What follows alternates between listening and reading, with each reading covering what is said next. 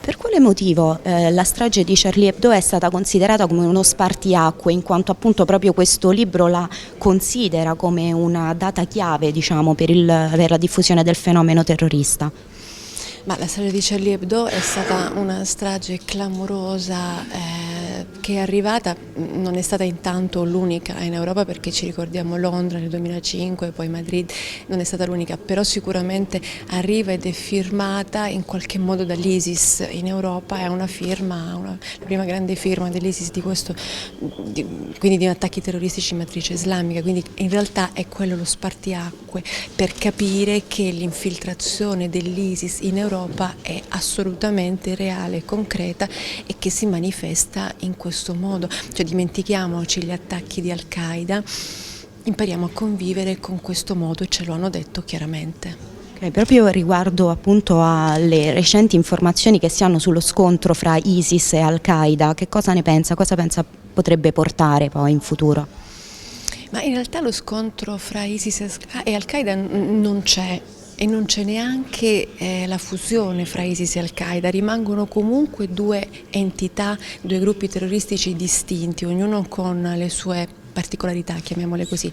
È vero però che hanno in comune il grande obiettivo che è l'attacco all'Occidente, quindi non c'è scontro, non c'è fusione, c'è comunione di intenti e quindi questo è ancora più pericoloso, perché è evidente che possono attaccare ipoteticamente entrambi nello stesso momento, in momenti diversi. È come se la minaccia arrivasse da due fronti diversi, di fatto arriva da due fronti diversi, quindi in realtà la loro fusione o la loro lotta, se all'inizio poteva parlarsi di una gara fra i due per emergere, no? L'uno rispetto all'altro, adesso in realtà non è così, perché sulla comunione di intenti sono d'accordo tutti e due, quindi l'importante è raggiungere l'obiettivo, l'importante è creare il panico e attaccare l'Occidente. Poi, come dire, va bene, insomma, infatti ci sono state delle rivendicazioni, scusate, non delle rivendicazioni, come dire, dei plausi agli attacchi sia dell'ISIS da parte di Al-Qaeda e viceversa, quindi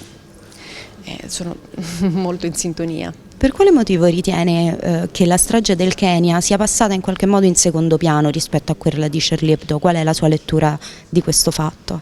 Perché il Kenya non è l'Europa. È questo, perché purtroppo siamo anche abituati a sentire e ad avere notizie di attacchi in paesi africani, stragi molto più frequentemente che in Europa. È come se considerassimo quel mondo un mondo diverso, un mondo in cui tutto sommato queste cose accadono, no? Anche l'attività di Boko Haram in Nigeria è un'attività assolutamente quotidiana però nonostante la gravità di quanto accaduto, quello comunque rimane un altro mondo.